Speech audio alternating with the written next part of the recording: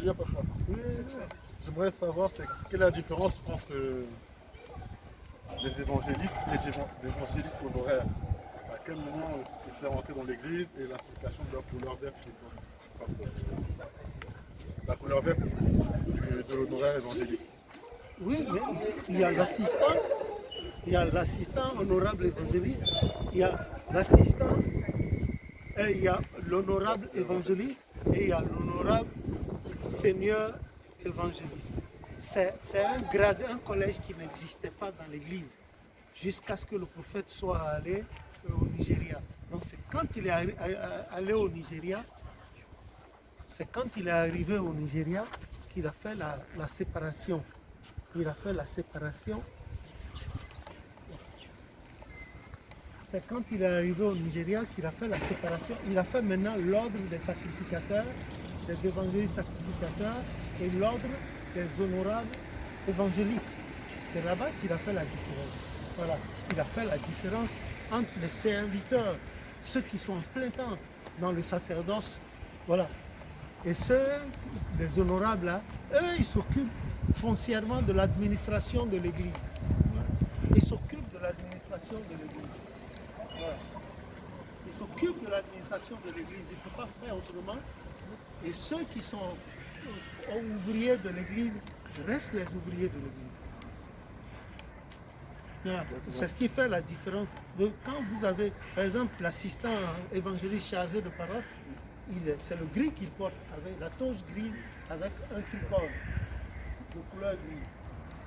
L'évangéliste fonctionnaire, ouvrier de l'église, il porte la toge grise avec une barrette bleue, tricône, voilà, et quadricône. Et puis maintenant, le seigneur évangéliste, ouvrier de l'église, il porte le bleu, la toge bleue, avec la barrette jaune et puis quadricône. Maintenant, le supérieur, ils sont dans les violets, et je vous ai expliqué toutes les couleurs, surtout la couleur du supérieur, c'est la couleur du renoncement total. Et c'est cela. Voilà. Maintenant, les autres, c'est le prophète qui a fait cette différence. Mais la différence entre les ouvriers de l'Église et les honoraires, c'est que les ouvriers de l'Église s'occupent rien que du sacerdoce. Tandis que les évangélistes honoraires, eux là, ils ne s'occupent que de l'administration, la gestion administrative de l'église et pas plus. Donc ils ne sont pas déchaussés. Non, pas du tout. Pas du tout. Mais aujourd'hui, vraiment, il y a confusion. Hein. Il y a confusion de choses. Hein. Ouais.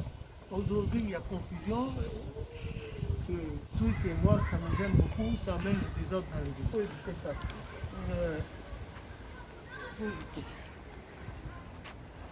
Il faut éviter. Il y a certains honorables évangélistes dans certains diocèses, et qui ils disent qu'ils sont anciens, ils sont plus anciens que le chargé de paroisse, ils veulent prendre la place.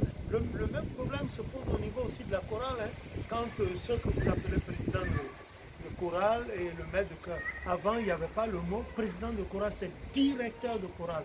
C'est à Cotonou que les gens ont changé, puis c'est resté, ça a pris de l'envergure, c'est pas président. Non. Regardez même les chorales partout dans le monde, on parle de directeur de chorale. Voilà. Il y a eu, voilà comment ça se passe. Le directeur de chorale, pas président de chorale, bon, c'est resté. Hein. Voilà. Bon. Celui qui est sacrificateur, il est sacrificateur. L'honorable évangéliste ne peut pas.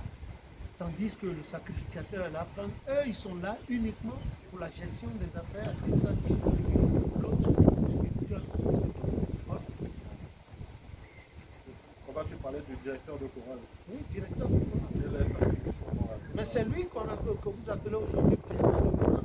Sinon, c'est quand ce mot-là, à Cotonou, quand l'église a commencé par faire du monde, et puis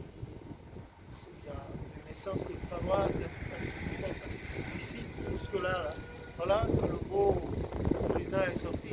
Or, le président, par exemple, on ne parlait pas de président de la chorale, c'est-à-dire que le prophète, à l'époque, quand il avait la fête des moissons qui approchait, il nommait lui-même, discrétionnairement, en tant que il était le fondateur, il nommait quelqu'un qui a les moyens matériels.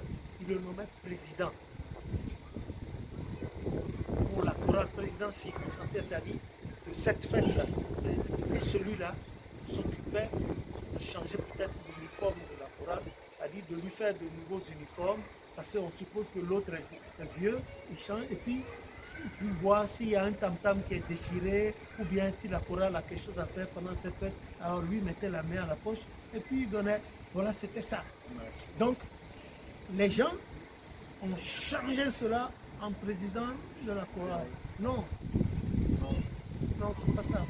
Mais c'est dommage, c'est tellement parti que ma voix serait engloutie, hein, que le nom de l'Éternel soit béni. Voilà. Donc, s'il n'y a plus d'autres questions, je crois qu'on va arrêter. Hein.